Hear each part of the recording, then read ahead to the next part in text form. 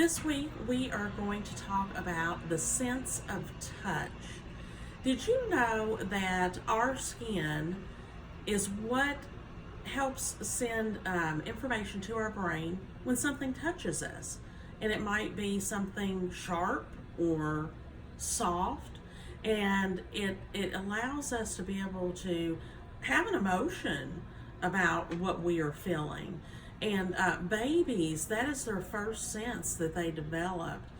And this weekend, I've been here in Mississippi with some really good friends, the Teels, and I'm here today with Anna Teel.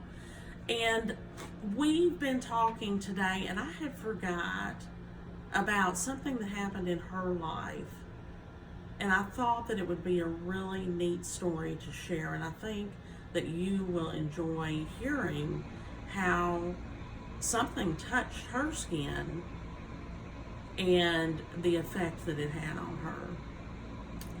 When I was a 3-year-old girl, I was visiting my grandparents and cousins and my mom and dad. We were all together, and it was a Saturday, and I didn't want to leave. I had all sorts of opportunity even to go with my other grandparents to their home, but in order to pacify me, the idea was I could ride the lawnmower with my dad. Now, this is not unusual in the country. Although my dad was hesitant, we lived on 3 acres, and so by the time you get to the back, you have to refill that gas tank. So I got off and went on the swing set, and my dad took care of all that and sat back down. And probably the lawnmower was having an issue anyway, it wouldn't turn off. And so my dad sat down and he was ready for me, and he called for me. And as I came in front of the riding lawnmower, his knee accidentally hit the gear to go forward. And so that lawnmower knocked me down, and of course I was 3 years old, so I was pretty tiny back then. And I can remember falling back and screaming and thinking, I'm here in Mississippi, but my aunt and uncle in Alabama, they can hear me. I'm screaming so loud. And I looked up and I saw that tire was up at the top of my thigh, and what had happened is the blade that cuts the grass had cut my foot. So you can see here, just all the way down the middle. So these are my 2 toes. I'm missing 3, and then even part of my heel, and you can see how it went all the way. And this is actually a skin graft from my thigh. Now, it's interesting, I don't know if you've experienced a lot of pain like this, but I don't remember the pain.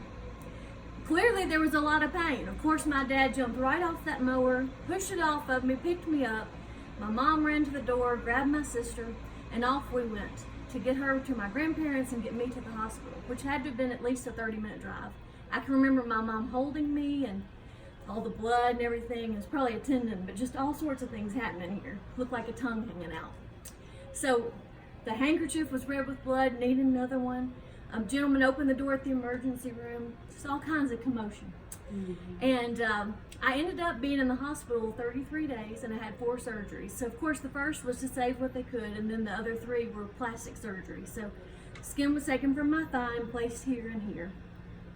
And I can remember all the visits where the doctor would have to be working with the skin, and I can remember being hesitant about it. I can remember my parents having to hold me in the shower. But I don't actually remember the pain, and I think that's one of the really special gifts that God gives us, that even in a really difficult time, we can't remember what it was like. I'm sure it was hard to learn to walk again, but I cannot tell you anything about what it took to walk again. Now, as a little girl, I adapted. Your body can adapt really well.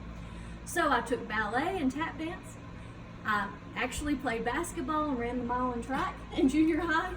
And that was all fun, but I wasn't in it for the competition. It was just for fun. So by the time this little bone that has no protection was really hitting the asphalt, I gave it up. But you know, it's actually Adria.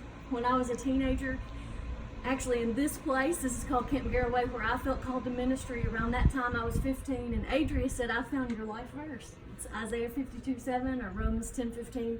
How beautiful are the feet of those who bring good news.